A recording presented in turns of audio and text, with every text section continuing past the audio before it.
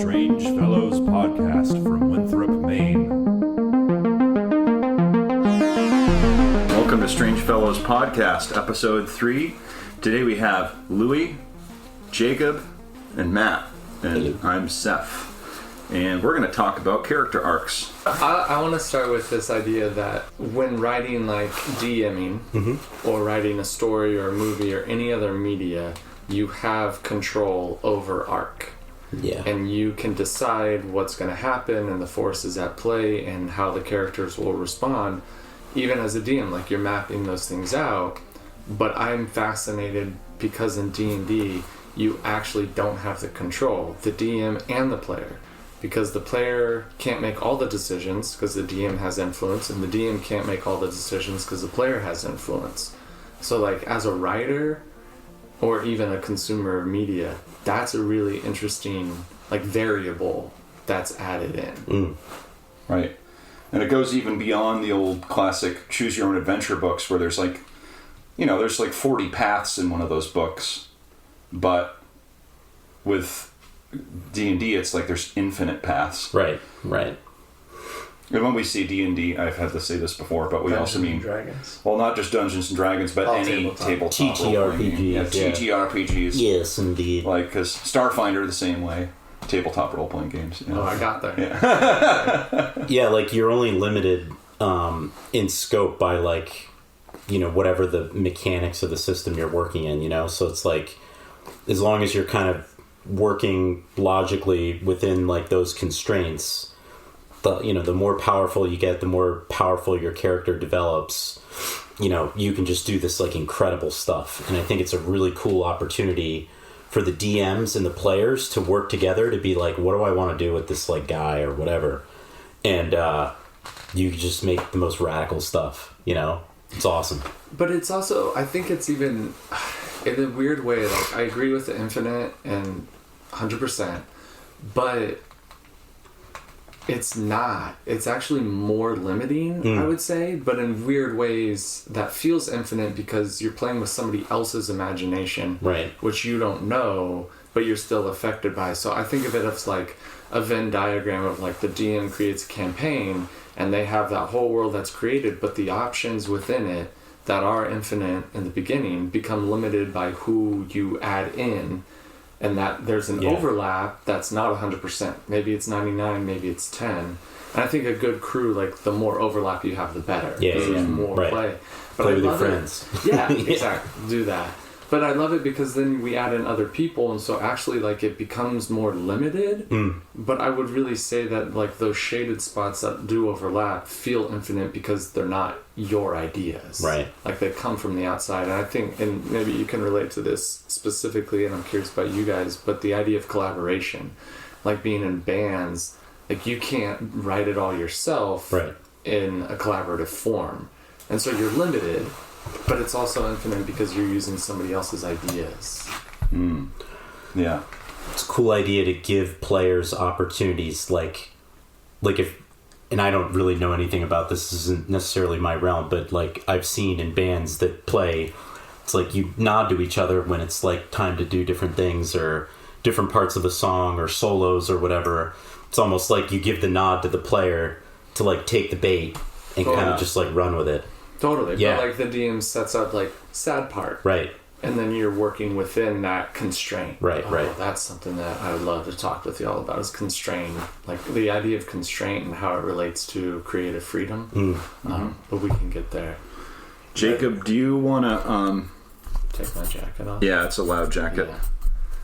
I thought about that. I started to take it off. He and didn't then try you were to like, take it leave it off. on because it'll get cold. And It'll stay pretty warm in here. How about mine? Yours is quiet. Not too bad. You're not squeaking. I Stealth don't know jacket. very much.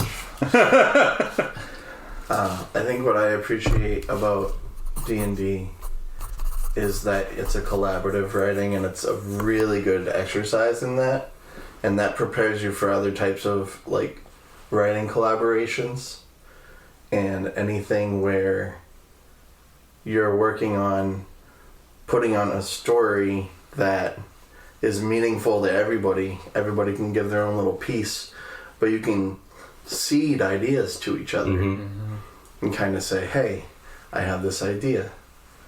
what if we grow in this direction? And then either someone can say, either add an idea to it or take that direction and run with it and say, I'll add on to that. What if we did this too? Mm-hmm.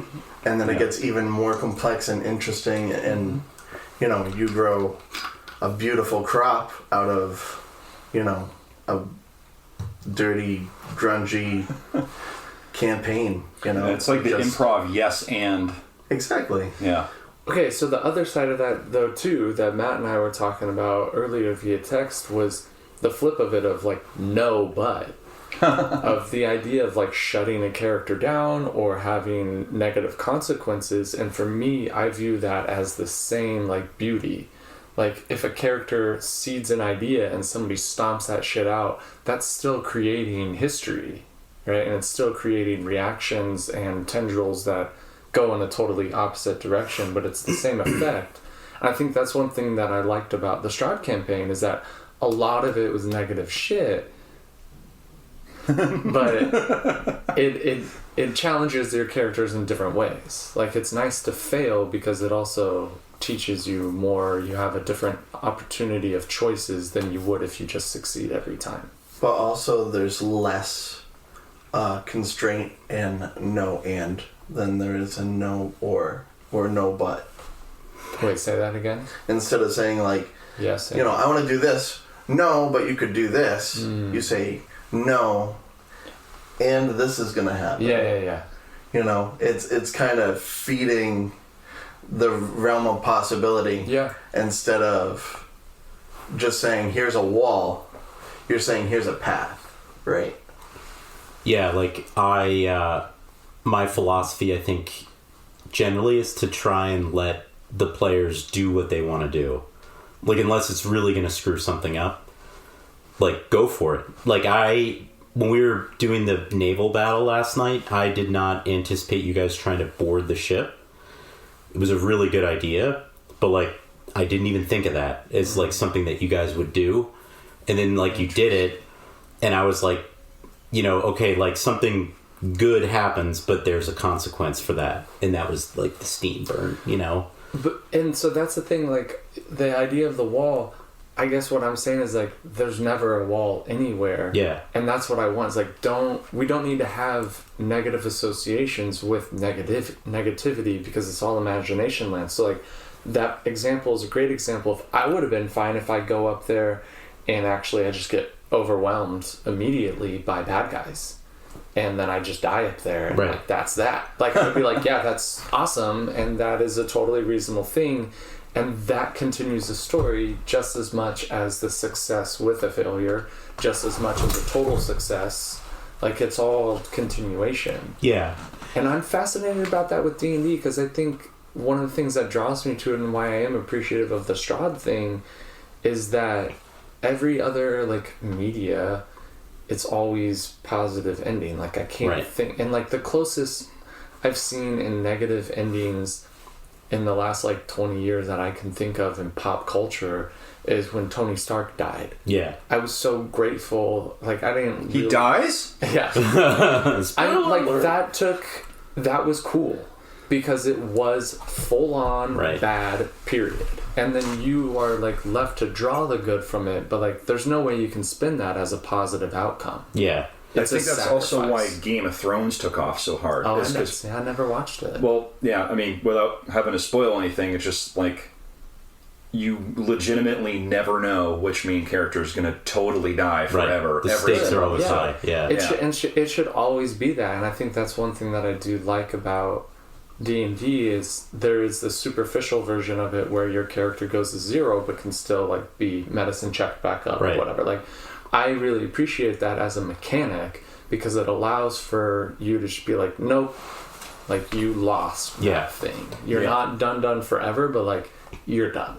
Yeah. That's a nice mechanic. I think too that it's a difference in systems, and that's why I really like the fact that, like, we have a gaming group now, because, like, it's like we were talking about the last one, like how somebody has an idea to, like, play a different game.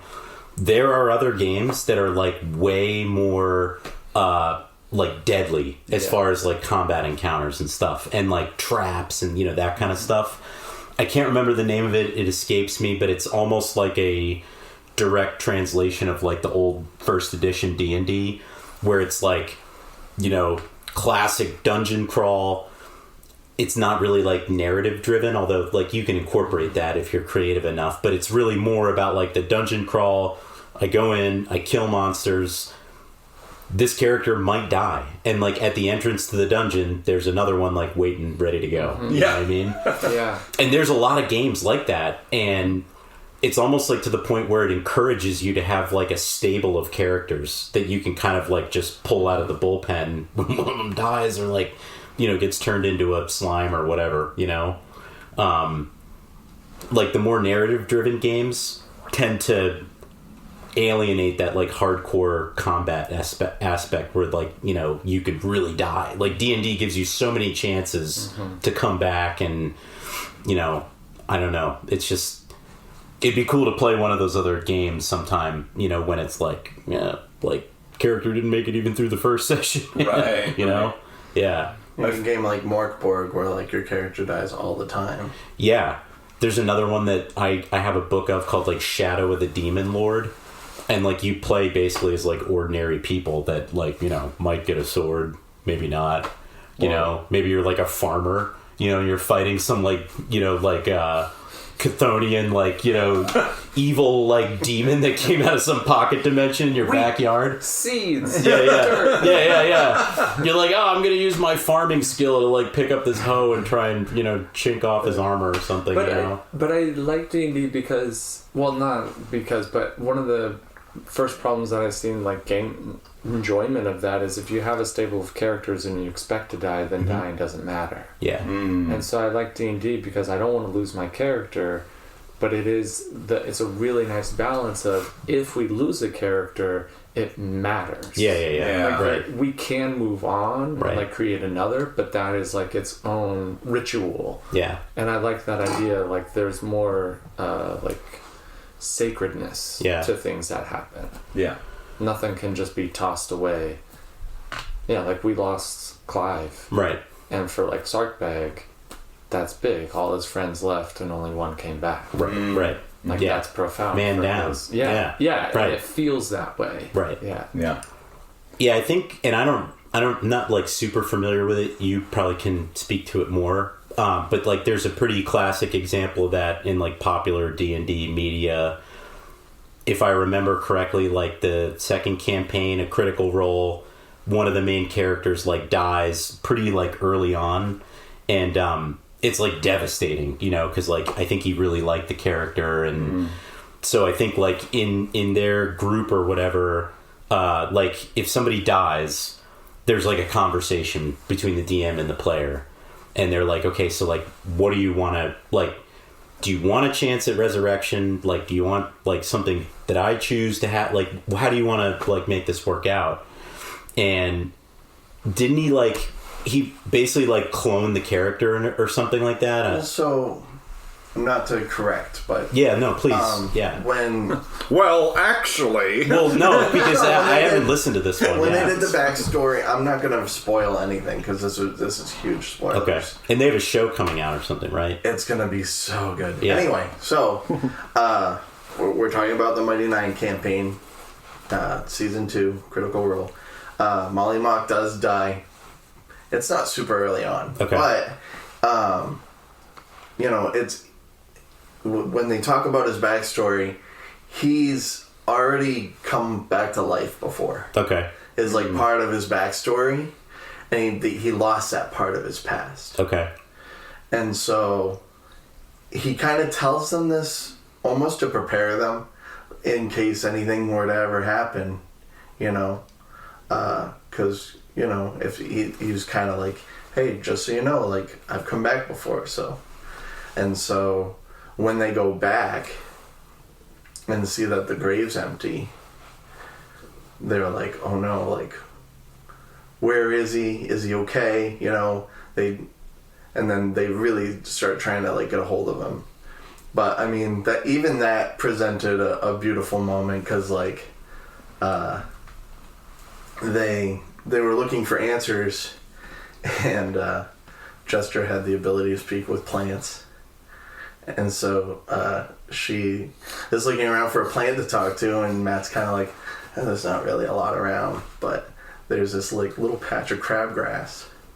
And she's like, I'm gonna get nestled down next to the crabgrass and be like, hello, crabgrass. Like, was there a great disturbance recently?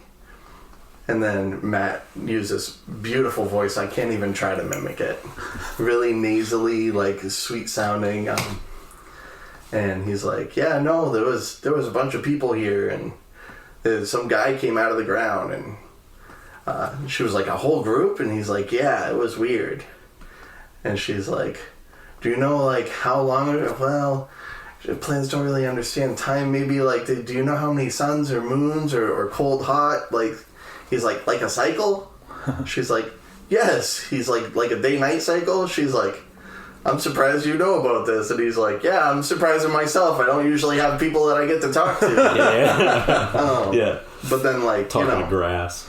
You know, he like gives them some information. And then she's like, can I pet the crabgrass? And he's like, consent, please. And so that became like a running joke. Like, Henry Crabgrass is like, consent is important. But yeah, no, it's what I love about that show specifically is that if a character dies off, they're not necessarily gone, or if they are, like what comes up in their place is usually something very interesting and just as beautiful, you know, and it's a drama thing, right? Because you were talking about Game of Thrones, and that's why shows like Grey's Anatomy have had 1 million seasons, because they just kill off a new character every season. You're like, somebody dies, dude, like seriously, like who's gonna die next? And like literally they've replaced every character on the show multiple times with someone new, you know,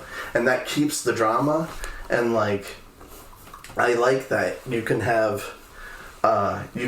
stories like that in D&D, as long as you have characters and players that are like a little more human. What I was going to just point to in everything you were saying is like that, I brought that example up, which you explained beautifully, which I could not do because I haven't listened to that episode, that campaign.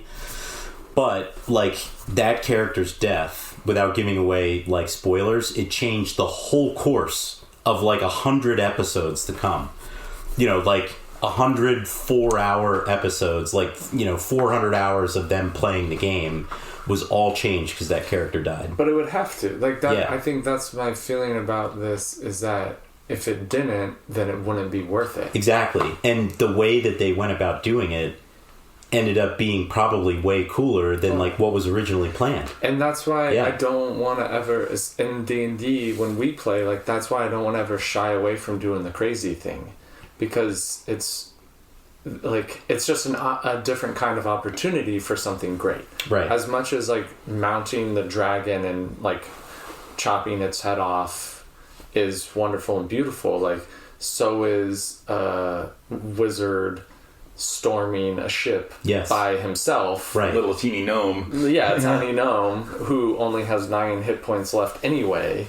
Like, that's just as beautifully done. Yeah. And can lead to just as beautiful things. What I was going to say in our conversation earlier was like we were talking about consequences. Like, your character is really smart and knows that like if he goes over there, it's not probably going to work out well, but he's got a thing that he wants to do. And like, okay, we're going to like play this out and see what happens. And I think it's going to be really cool. The consequence, which may be good for some players, maybe not for Sarkbag, but everybody saw you do that. You're a freaking hero, man. Yeah. Right. Sarkbag is a hero. Dude, you assumed captainhood, and then you literally boarded the enemy ship, this little gnome, by yourself, shot an ice spell into a demon engine, burned yourself to death, and then, like... what's next? You're a hero. Yeah. And my thought, too, so if it goes like the worst, is I end up dragging everybody else into a doomed encounter. Like, if what happened didn't happen with us being transported, maybe everybody follows me over and we all get overwhelmed and it's all my fault. And that's a path that is like just as beautiful as the solo, like, put out the engine and die doing it. Like, Yeah. they're both equally valid. Hopefully. I think that's like how I feel about it. Even if some of us die or temporarily, you know, like, the beauty in the dark is just as good as the beauty in the good. Right. Because it's all imagination land and we're here for the arc. Like, Right. we're here for the change. We're not here for monotony. Right. And I think my point that I was looking for earlier was that the stories that have a sad, sorrowful ending are usually the ones that are the most impactful. Yeah. When you think of movies like The Butterfly Effect, Yeah. you know. Bittersweet. Or Romeo and Juliet, man. Fuck, Like, yeah, classic. Yeah. Right. And they both, yeah, like, that's a great Donnie example. Darko.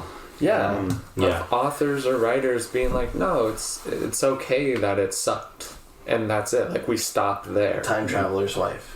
You know, I think the list goes on. I Right. mean, I think that one of the things that makes D&D so fun is it puts you in this place where you can use your imagination and take crazy risks like that. Yeah. Like Jacob the person might not have done that because you're like, no way, I'm I'm gonna reading die. at home. Right. Yeah. Yeah. Right. Installing a window, you know, like Right. whatever. But I do Kiss my think... kids goodnight, whatever. Yeah. Yeah. But I do think there is a balance, and this is something that I'm really working on in our sessions, is you can't be too absurd and too egregious, because then it becomes too fantastical and it's no longer like pleasant, because it's like too far away from anything that's tangible. You might stop caring about the characters. Exactly, or something. yeah. Yeah. Or it becoms too hyperbolic, and so it's not as interesting because everybody's just doing crazy shit all the time. Right. Yeah. Right. Like, we want to... It's weird or fascinating to me that there is like a very big level of normalcy in D&D, of like interpersonal relationships and like meeting people. Like, it's very mundane. So if you do too much crazy, that will like, it becomes unbalanced. Right. Yeah. Yeah, I think, like, I don't think I've ever played in a group like this, but I mean, you hear, you know, experiences of like people playing at the game stores and like, you know, they like are doing insane stuff. Like, most of the games are like, you know, whatever, but you get into like some kind of crazy group and everybody wants to do like wild stuff, Yeah. you know, and you're like, well, I don't know, like, if this is like for me or not, you know. But again, it's like kind of back to the point. You've got the right group. We have the right group. I think there's a level of trust with everybody to like, I like the way you guys play. Like, you know, Jacob, you're like outside of the box, you know, like it's really interesting and like it works, you know, so it's all good. And I think we've all got a good enough relationship where it's like, we know that, you know, like, you're not gonna like take it to the point where it's like dumb, you know what I mean? Yeah. Well, and so two things on that. One is, I think I'm very much balanced by Seth's character. Because I do a lot of silly, stupid, undermining, subversive things that I fail on often. Right. Because you're present and able to like see through it and mitigate it, or have it be acceptable to a degree. Yeah. But the other thing that I thought of with what you're saying about our crew is like, the difference between us and like going to play at the store is our goal is long term. Yeah. And that changes what we're allowed to do and when, because one thing that I think of is like, we're absolutely going to have hero moments, like when you guys kill Strahd together on the dais, like that was sick. Yeah. Yeah. It means we absolutely must have tragedy. And we've got a little bit of it with Clive, but like, I think we all know that there's no like resolution there, so, you know, it's not like true tragedy It's a yet. loose thread. Yeah. It's a loose thread, right. yeah, and so it's not tragic yet. Right. But it is like sad in the immediacy. But if we go long term, it can't always be good hero. Right. We're gonna have tragedy hit the party, and that, like, in the moment sucks, but it's imagination, so we can contextualize it and enjoy it. But if it's always good, it's gonna get real boring real quick. There's a really interesting mechanic that's coming out in the new TTRPG that MCDM is making called Draw of Steel. And essentially, if your character is going down, you like have like a chance to either like save yourself, or you have a chance to like fall on the sword and make it like epic. Yeah. And they just give you the floor for it. Wow. Yeah. And it's like, here is your moment to like Witness me. yeah. Okay, so that's And you can create those kinds of moments Yeah. in D&D too, but like Yeah. I like that it's built right into the mechanics. Yeah. we're gonna have to adapt that, because that's 100% how Sarkbeck's gonna go. Because he's gonna try something stupid, hope that it'll work, and hope like somebody will come save him who's big and strong or can shadow jump and help, and it's just not gonna work out. And rather than like risking everybody else, he would be like, ooh, too close to the fire. Well, even like My when bad. Junko shadow jumped onto the balcony and like I couldn't get to Yeah. him. I'm Yeah, like, that I'm the was so- healer and I yeah. can't. I was struggling so hard That to was- climb that wall. yeah. Right. And I just kept failing and failing. I'm like, dude's gonna die up there. Yeah. I can't get to him. He's gonna die. I can't get to him. Yeah, like, there's nothing I can That's do. cool. I love you know? that idea of the mechanic, because it does play into like hyping the moment, even if it's a bad moment. Yeah. Like Yeah. sacrificing for the entertainment or for the experience. Yeah. Like, Yeah. which is Yeah. what D&D is. And really, what it would have done is like when he went down, it would have just been like, this is it. Like you can either like fall unconscious right now, or you can do some dope shit. Yeah. Yeah. You know, Right. And it gives you the choice. Yeah. You know, I think that's really interesting. That is That's a cool. cool idea, yeah. One thing I really was loving with character arcs was that Jacob and I were talking about was kind of having the characters have to face their biggest weakness, and then having to deal with the consequences of that, and then maybe even having that mess them up for a session, or even for a week of game time, in-game time, or whatever it is. Yeah. And like when you did that with Clive, with Matt's character, that was really interesting, and Matt was talking about how interesting that was. Yeah. When he questioned whether or not he had a soul. Right. Yeah. Yeah. Right. Yeah. And then the way I thought it was great how it made the group come together. Yeah. That's it. See, that's like, honestly, in like popular media, books, movies, everything, TV shows, like, there is not enough shitty things that happen to characters to show their character and how they develop. Like, it's just really disappointing to me that, like, Romeo, like Shakespeare in general is a great fucking example. Like, as much as I don't enjoy Reading iambic pentameter. Yeah. like, you know, there's other books that I've read where it's like, oh yeah, that sucks. And it's beautiful because you get to like, then they really get to see who they are and what they value and what they believe in. And one of my professors, he always said like, it's the writer's job to torture the characters because that's more interesting, and we learn more about like how we view the world and what we value within ourselves and how we perceive ourselves. Like, that's you find those things out way more through struggle than you do through ease. Or you only find them out through struggle, potentially. Interesting. What do you guys think about like if it's like a really well developed NPC that's like in the story?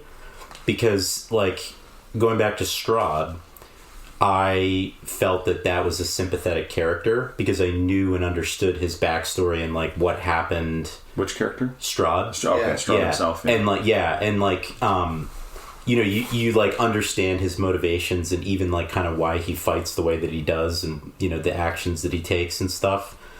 Like, do you guys get that sense of tragedy if it's like a well developed NPC that, you know? Definitely. Well, that, and like we went to the Amber Temple where he got his abilities, and we saw what he was the type of evil he was subjected to. Yeah, right. You know, and that makes you relate to him even more. Yeah, dude had trauma. And then, you know, needed a therapist. Yeah. I think, you know, end of the day, when it came down to it, he just wasn't going to quit. Yeah, right. And that's when you have to decide, like, whether you put him down or not. Well, that's... Like, there's, like, can you save him or do you put him down? That's it. And, like, it's right. like, if they're not going to quit, You know, it's like my role with insects. You know, I try to save you once, but if you keep coming at me, I gotta put you down. It's like if Old Yeller kept trying to suck your blood every night. You know? Like, dude, I gotta put you. I'm sorry, man. Beautiful Labrador Retriever, but You know, that's kind of why I made that last moment kind of like, you know, personal. No, more like the way I imagined it was for it to be like a Ghost Rider penance stare type moment, where like, you know, I grabbed him by the lapel and like, you know, show him the deaths. So just all the for people. context, if somebody's listening who wasn't one of the 5 people in the room. Yeah. So you're talking about when your character, who is like a priest character, went up and did the final damage on the vampire Strahd at the end of this big, what was it, 6-week campaign? I think it was longer. 2 months, maybe more. Yeah. No, It was a like while. A lot of Yeah, it was at least like 8 sessions. Yeah. But anyway, so we had this big build up, and we're all, I mean, I summoned Spirit Guardians, which was flavored as like, you know, rainbow ghosts coming up out of flames, and, you know, kind of caught them on fire when I got into range, and then like kind of just burned him, grabbed him by the lapel, but to stare into his eyes was to kind of just show him like all the pain, all the death, all the despair he's put these people through for the last 400 years. You know, and that's why, like I said, I scream until he turns to dust. Yeah. And But that's essentially that was my inspiration. That's a Ghost Rider penance stare all day. I mean, that's how he, you know. Yeah. That's why he can take down the Hulk. You know, he's like, when you have a character like that that's put so much pain into the world, like that's the one thing that can subdue them, is to put that pain back into them. It is. I also, early on in that campaign of Strahd, I tried to make him sympathetic, because your the player's experience was so negative. They were immediately interested in killing him as the resolution. And there are other choices. And I don't know about like what other people have DM'd it for, but I definitely had other options. And I even gave you one at the end, but you guys abandoned the Amber Temple rather than like crawling through the rest of it and touching stuff. There were things in there that would have told you how to lift the curse and save Strahd. Wow. Interesting. Which is also, if you guys remember, very first session, the card reading. Yeah, Eva. She was like, don't kill him. We're trying to save him. Right. Like, he is evil now, but he wasn't evil always. Like, he made a bad choice, and it compounded over the last X amount of time, and it was fucked up. But there are other paths. There's always other paths. But it was interesting because they kept falling apart for you guys, which I liked. It made you guys more desperate, and it made Strahd more desperate. But don't feel too bad for him, because in his castle, he also had like 5 other brides that were like undead spawn that he kept. So he does have historically redeeming qualities. Like, he was a person who lived a normal life, and not normal, whatever. But yes, complicated NPCs are way better than they're evil. Kill them now. Right. Yeah.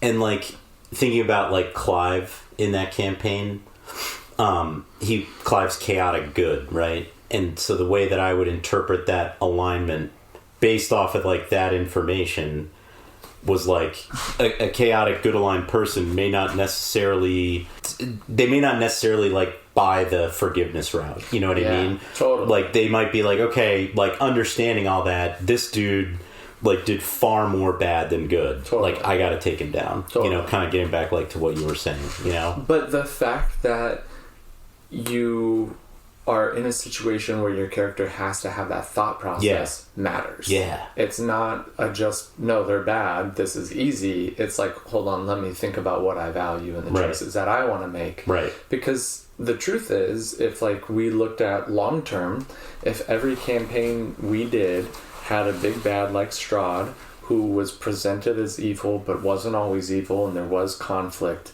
and we killed that person every single time, we would be them.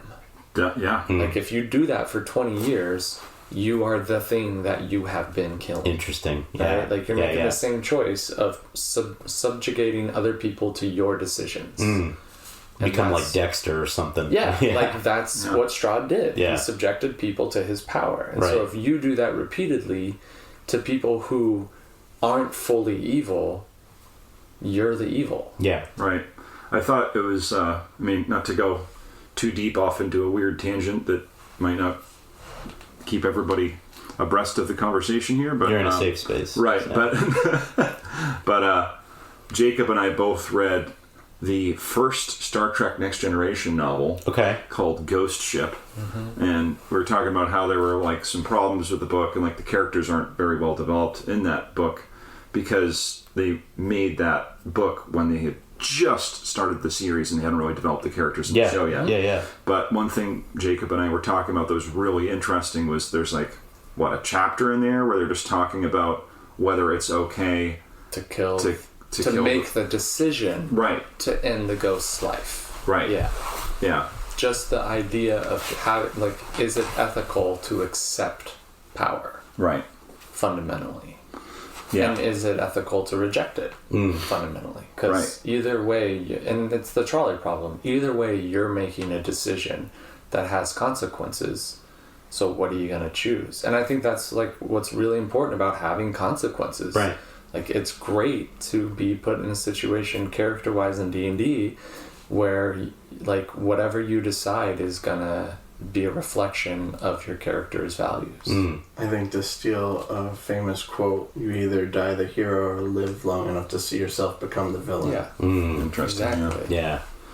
So if we're going to talk about character arcs in games and that kind of a thing, it might be a fun exercise to maybe think about a really, really well-known fictional character, and then we could think about if we were writing or DMing around that character, what kind of interesting arcs or decisions could you put them up against? Instead of the ones that they were in already. Right. I like that. Okay. Right off the rip. Yeah. The thing that makes Austin Powers great is that they do that. They say, what if you take the, like, oversexed, misogynist spy and have him be in a circumstance where he can take advantage of a woman and he has to make a choice. And in Austin Powers, he doesn't. He, like, rejects her because he's like, no, you're drunk. Right. It's not okay. Like, James Bond never fucking does that. Right, yeah. He never totally has to true. be... Sean Connery never does that. Right. Yeah. But that's the thing. He's never put in that circumstance. Right. And so, like, to parody it, you make them become a person who has to make an ethical decision. Yeah. That's not just like, do I kill the bad guy or not? Like, Yeah, and like the horniest dude of all time is like a good guy, you know? Right. but if we don't have that scene, we never know that. Yeah, He's yeah, just yeah. the horniest guy of all time. Yes. Like, James Bond is just a womanizer, period. Like, Right. it never changes, and that's why it's, like, sucks. Right. That's why, like, it'll eventually disappear as a character. Well, and the thing, too, is, like... Might take another sometimes- 60 years, but, you know, Right. it'll be... Sometimes because of pacing, or sometimes because it's not as interesting, you don't see, like, those things might happen behind a curtain. Totally. Instead of that scene being front and center, you might only hear about it in passing, if at all. Yeah. I James was Bond is watching... an action movie. You shoot shit all the time. That's it. I was watching an interview with Zach Braff, who's one of my favorite actors. He's great in theater too. But he wrote and starred in Garden State. And there was a deleted scene in that movie.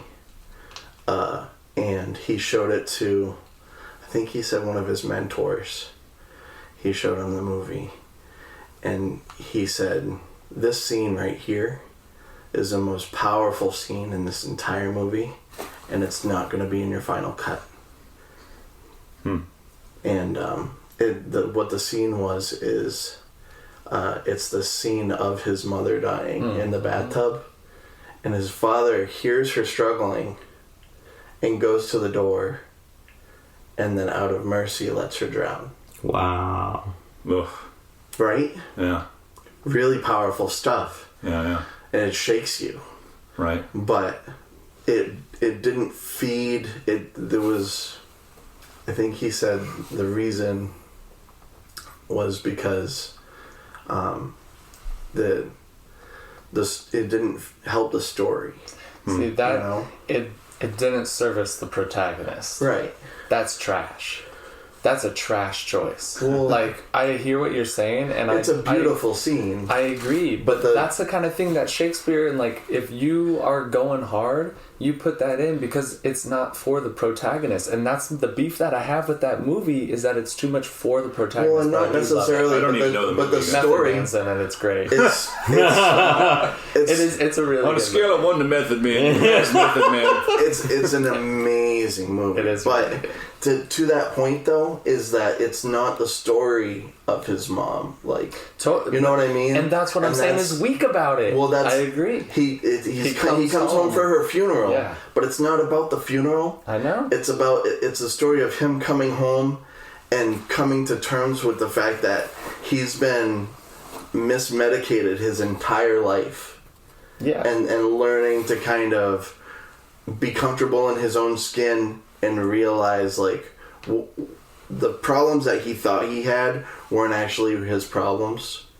And, like, confronting his father and, like, getting back with his old friends and kind of, like, being who he should have been all along. What if you were writing, what if we had a Rewrote Wizard Star of Oz? Wars?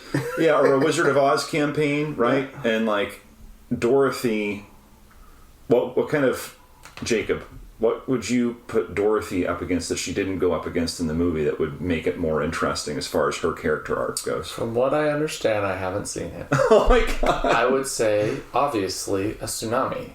Because isn't she in Kansas and faces a tornado? So tsunami would be the obvious choice. Or if you think about, like, Wicked, the story of, like, how... I haven't seen that either. It's the story of how the Wicked Witch wasn't really wicked. You could tell a story where she doesn't help the wizard at all. Oh, at the end, you mean? Well, because he says in order for her to get sent home, he has to bring back the broom, right? Oh, right. She could just be like, no, screw it, I'm staying in Oz. Right. Or even just find another way home. Right. That isn't killing somebody and stealing their broom. So her thing is home, so that would be the thing to challenge her with. So she returns, and it's not there. Like, everybody, her family's gone, home is gone, doesn't have the land.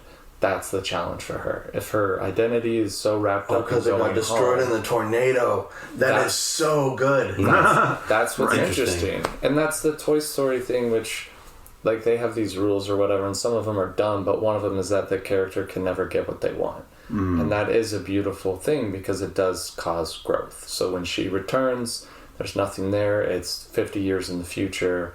Annie M's dead. Right. Exactly. And she, like, has nowhere to go. Then you see, okay, well, now she has to decide what she values. What were you going to say? I think, like, one interesting thing, and I just watched it recently with my girls, so it's kind of fresh in my mind. One thing I didn't notice about that movie, and just to the topic of Dorothy, if you remember, like, the Lion, the Tin Man, even, like, the Witch, like, all the characters in Oz are the opposite of the characters that exist played by those actors in Kansas on the farm. So, like, the Lion, the Tin Man, and Scarecrow, they're farmhands, like, in the beginning. And then she sees, like, the lady who's the Wicked Witch, like, she's the one who's mad about the dog, Toto. She's gonna put the dog to sleep. Yeah. And then like, they find the wizard too, but he's like the traveling, and so, like, all of these characters have these reflections in Oz, and each reflection is like the antithesis of the character back home. It would have been really interesting if there was a reflection of Dorothy. Oh. And then she had to overcome whatever. So, like, if the really, like, strong guy, like, didn't have a heart and he was the lion, like, what was Dorothy's antithetical self, right? Because that's what I understand is, don't all the other, like, the other protagonists do have to face their like weakness. Right. Right. And I guess you could argue that like Dorothy has to confront fear and like go like steal the broom or whatever, but like. But don't the other characters confront fear too? Well, she gets captured and they like save her. Right. Yeah. It would have been cool. Like it would have made Dorothy like a more interesting and like potentially like, you know, cooler character if there was like an anti-Dorothy. Yeah, the dark Dorothy. You know. Right. Like I don't know. I think that would have been an interesting way to do it. But definitely. I mean, the movie already works really well. You know, it's a classic, obviously. Yeah. But Right. Yeah, I like those spins on it, though. You know, it's cool. Yeah. I think it was really interesting to talk about Star Wars for a second. That's one that everybody knows pretty well at this point. I think it's safe to say. Like, the whole thing where, like, I love Luke's arc through the first two movies, but then especially in Return of the Jedi, where he goes into Jabba's palace, he's like dressed all in black and he's force choking people, and it almost seems like he's turned into Darth Vader.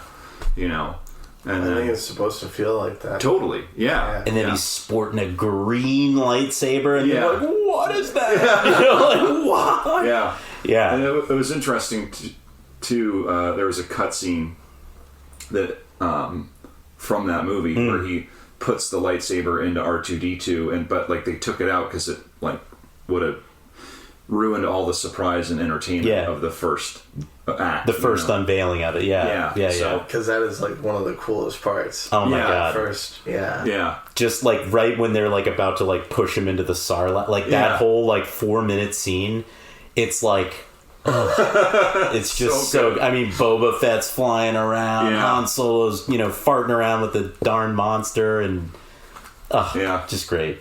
So. Okay, here's another one I think we've all seen, The Matrix. What would be a different alternate character arc for Neo? I mean, there's the blue pill, red pill thing. That would be, the other interesting arc would be him rejecting that world. He was so interested in it, and then he is faced with it, and he can't go through with it. So how would you keep the movie interesting, though? Or would that just be the end? Like, I take the blue pill and then roll credits? I think the interesting thing would be what happens to somebody who thinks they're interested in something and want it, and then they are offered it, and then they reject it. Like, what does that do to your identity, and how do you go to work the next day? I'll think about some other examples, because there are things about that, but... Well, that's kind of what happens to Cypher, right? He's like... Why didn't I take the blue pill? Yeah. Right. Yeah. And that's... Yeah, but it happens later. Yeah, but like, he's the example of like what happens when someone rejects I wouldn't say it fully, after. because he's still in that other... He's outside of the Matrix when he rejects it. Yeah. And so I think... So you're talking about rejecting it before you go down the rabbit hole. Yeah, so him saying like, okay, so I agree, I know now that there is this other thing, I was right, like, I'm so curious about it, but I can't do it. I'm like too hesitant, I'm too scared, I'm whatever. And he says, no, I'm going back, daily life. And then the plot would be like, well, yeah, what does that do to your identity? Does he successfully continue working? Does he burn out and like lose his mind and lose his home? Or does he like rise to the corporate ladder because he knows it's all a game? And so he just he chooses different characteristics for himself, basically. He's like, tomorrow I'm just gonna be a jerk and I'm going to become CEO because I know it's not real. There's no consequence. I think that's what the fourth movie is kind of about. It's like in that one. It's worth watching.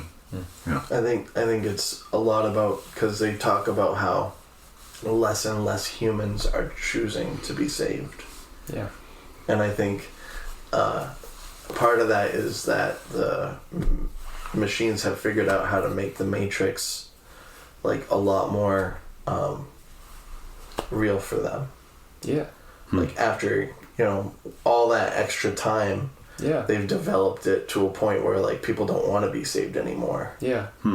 Yeah, and that's an interesting, like, it's the issue is that it becomes a different genre of movie. Completely. Right? Yeah, you But don't get the sci-fi action scenes. Yeah, exactly. But it can still be compelling. It's just a different kind of compelling. It's a lot more drama. Here's an interesting take on this, okay? So, I'm going to try and explain this and probably sound like a crazy person. This is a place to be crazy. We're strange fellows here, guys. All right, good. This is going to be kind of well, and bonus points to anybody who can figure out like where I'm getting this idea from. But what if Neo was okay? So like Neo, basically, like the movie is very similar in that like he wakes up and kind of goes through that like original beginning, like he meets Trinity and Morpheus and all that kind of stuff.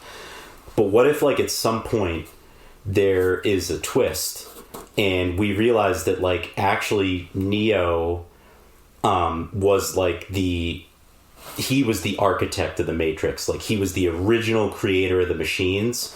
Like, that's his, like digital manifestation. So basically, like, somehow the humans were able to, like, get inside, get him out of there, and, like, unplug him. I don't know, like, how they would have done it. But, like, let's just say it happened. And then, like, they basically took, like, Neo, like almost like newborn, and like raised him up, and really like this new physical incarnation is like the one that designed it. And then like as they go through the movie, Neo starts to realize who he really is, and then his choices become such that like maybe he agrees with like the machines and like how things have become, and he's like, this was like a part of my plan, and he starts to realize that. Or maybe like the events that happen through the movie, the relationships with his friends, end up making him still the one who liberates everybody, but it could be interesting. And I think that idea, like I did not come up with it. It's the character arc for Revan in the Old Republic, or Star Wars, the original Xbox like RPG. The old game.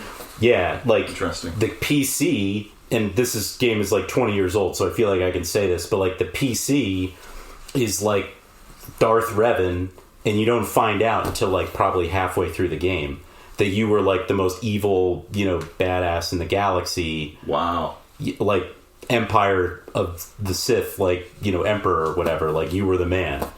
And they somehow like captured your body after like a big battle or whatever, mind wiped you, and basically like brought you back as like potentially, hopefully a good guy that could actually defeat the Sith. It's a really interesting story. Yeah. There's been some other things that like approach that, but they just haven't been good. I would say there was the Kevin Costner movie where he's like a criminal and he like agrees to like have somebody else enter his mind or something. I can't fully remember. But basically he's like, instead of dying, he allows like somebody to take over part of like the consciousness. Ryan was Reynolds, that movie called Beverly Hills Ninja? But yes, it's not a very good movie, but it does approach the question of like, okay, well, if now I realize there's this other consciousness inside me, and so I'm me, but I'm also that, and I'm bad, and it is good, but what am I? Yeah. And am I still making choices because I feel like I am? But then he like sees this woman who was the other consciousness wife, and he's like, why do I know exactly who you are? Because I don't know you, but I somehow know you. So it's like when they merge, they share memories or something? Yeah, but he's like still the dominant kind of. The idea is like he starts to become good because he's evil, but the other one's good. Okay. But it begins asking the question of like, okay, well then, like, who is responsible now, and what is like my ethics and morality? Am I still in charge? It's like becomes a free will and an identity question, which is really interesting. Yeah. So like, quick comment, and then I'll shut up for a minute. But like, dude, the best executed story like that is following the narrative you're describing, in my opinion, is Planescape Torment. And if you've never played that game, it's probably the best, most well thought out, well written, like computer RPG D&D story like ever told, in my opinion, and I'm like not exaggerating. It basically is this premise of this character. Wait, hold on. Yeah, I want to play it. So okay. How far do we want to go with this? So basically, like, you wake up like in the center of like the planar universe in like the city of Sigil, and you have no idea who you are or what you are, and you wake up like on an operating table, And from there, dude, you go on like the wildest journey through the plains. It's like super like mind bending, like what is the nature of man, you know, kind of like really deep storytelling. You would get a total kick out of it, because like out of all the games like that where choices matter, the choices you make in that game completely change the outcome of the story. It's a wonderful game. That's great. Yeah. That sounds cool. The thing I was thinking about when you started describing like a character who finds out that he was the one who orchestrated everything at the end, Total Recall. Yeah, dude. Yeah. I like those big twists at the end that blow everyone's mind, you know? I love them too. Is that the one with Arnold Schwarzenegger? Oh, yeah. My beef with it is that it always happens at the end. Right. Like, I want the story where that is first act. Whoa. Wow. Because that's what's interesting to me, is what do you do after the fact? Okay. Like, that's just more compelling to me, because then you're Like not relying Total on Recall the twist. 2. Yeah. Like he's like just, wakes up back at home. and he's you have been to dreaming grapple with your own identity or whatever, and then, like, how do you navigate existence, like knowing that you don't know something, right? Knowing that you're not what you think you were or are, like, yeah, just the twists are I had this teacher once said that the problem with twists is that you only have to watch them once. Yeah, right.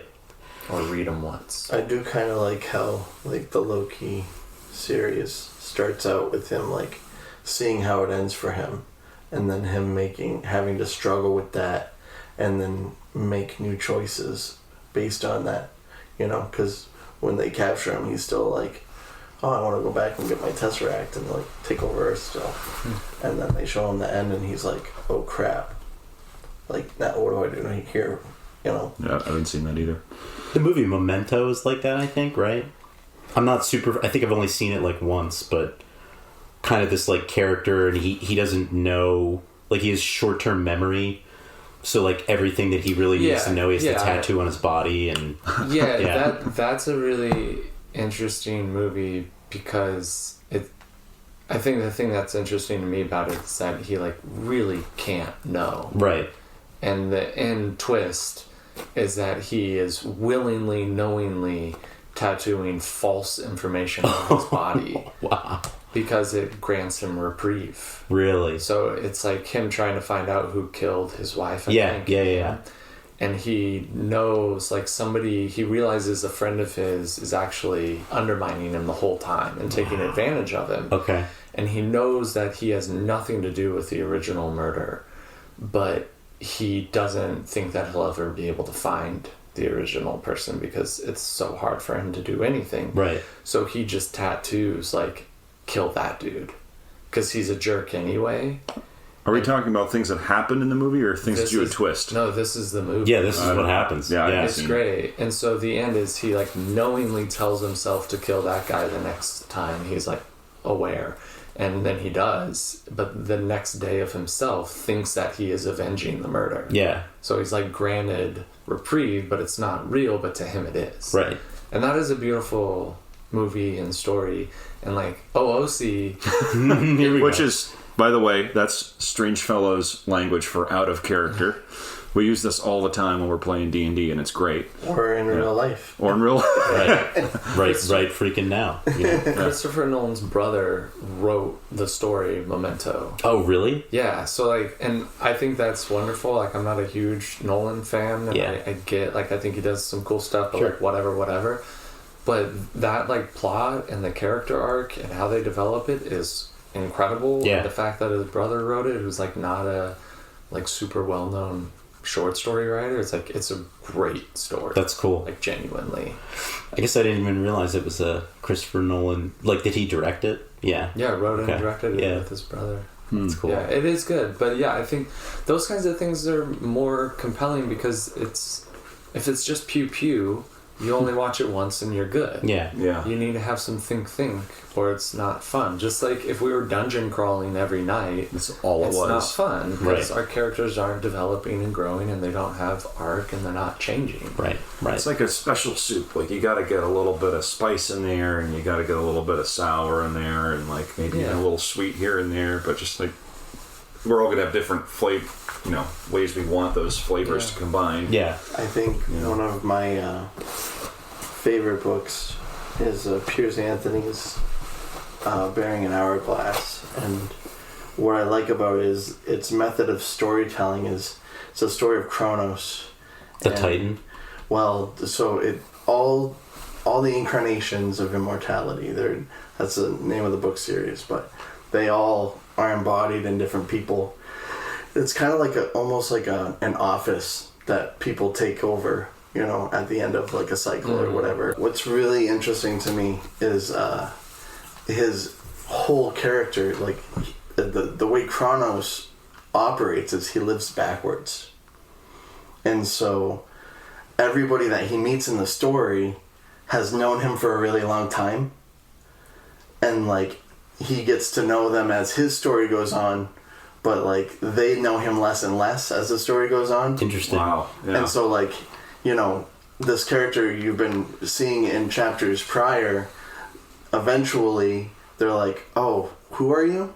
And it's like, oh, this is my first time meeting you. You told me about this. And so it's cool because his past is everybody's future, and that's how he knows the future. That's crazy. And so, they live their life backwards until like they're unborn or whatever. And then the next Kronos takes the hourglass over. Interesting. That's constrained writing. So that's the idea of constraints as freedoms is you put a rule that's hard, fast, and you have to follow it, and then what can you do within that box?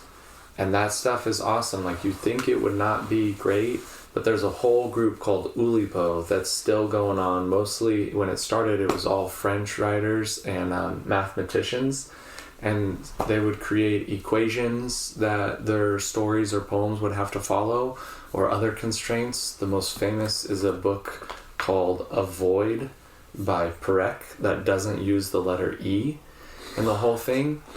But it's also beautiful because it's a character trying to find information about his mom who was killed in the Holocaust, and I believe it's based on his life, and he filed to get the paperwork from like whatever the Holocaust people that have the paperwork, because everything was categorized. Catalog. Yeah, right. Everything was cataloged, so he got it, and it was like La Disposition or something, and so it didn't have the letter E, and so the E being absent is metaphor for the absence of the mother and the search. But the whole novel doesn't have the letter E, and there's a bunch of other like even weirder examples. There's a Knight's Round chess example by him where it's an apartment building that's a chessboard, and there's only one way that a knight can land on every single square. You have to go in a certain order, and so he tells a story of each apartment in that order. Wow. So there's all these different constraints, and some of them are crazier than others, but it allows more freedom. And that's how I feel. It's like, again, I'm obsessed with the idea of consequences, but like losing my spell book with the one-off was really interesting because it allowed me a different form of creativity than I otherwise would be able to access. Yeah. Does that make sense? Oh, yeah. It does. That's what we're all feeling now in our current one, because we all lost our personal effects. Yeah, I thought that was great. Totally. And, like, a good way to handle a bunch of powerful characters too. Like, your guys are all back kind of at zero for a little while.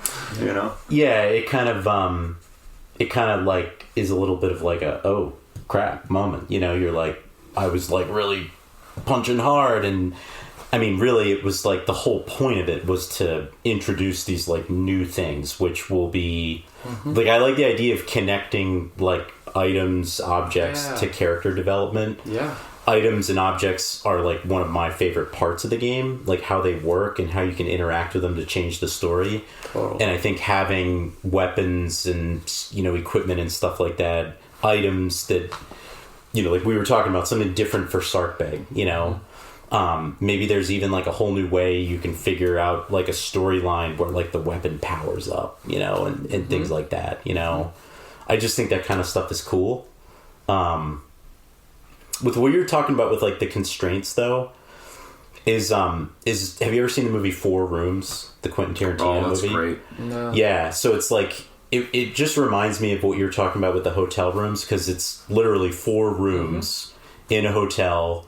The main character is the bellboy. Yeah, which is it like his first night or something? It's his first night. Yeah. Tim, what's his name? I don't remember, but he was the Honey Bunny's husband in Pulp Fiction. Right.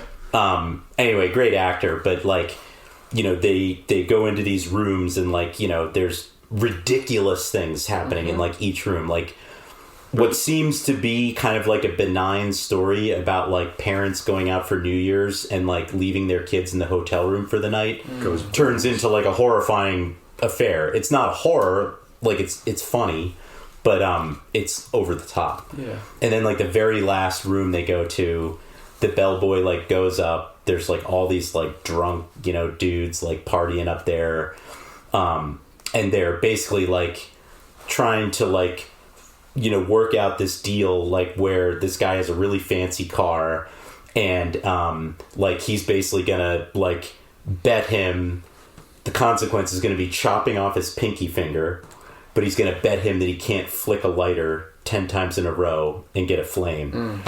And it's a awesome scene. There's like all this tension, it builds up. Yeah. The bellboy, like they convince him to like be the hatchet man, and like dude, it's so beautiful. Like the shot is like there, it's like on him, he's like this, the guy goes no flame, finger chops off, he collects his $100 or $1,000, puts it in his pocket and like walks out. Everybody's cue the music. screaming. It's like, oh my god, it's great. Constrained writing allows you to be weirder in other ways that you wouldn't normally be. Right. And that's consequences too. Losing all our stuff changes how we interact. Like that stuff is really underestimated in creativity. Well, because it forces you to make it interesting. Yeah. Right. It forces you to find new ways. It's like any like bottle episode on a show, or like even like Quentin Tarantino movies, like the was that Hateful Eight was all in that cabin. Yeah. You know. So maybe what we should do is episode 4 or whenever this same assembly of us gets together, we do a constraints episode. I feel like that could be a whole podcast. And we could each... D&D is inherently constraints. Totally. Yeah. All right. So thank you all for listening. And we are going to be back soon with more stuff. Thanks. Bye.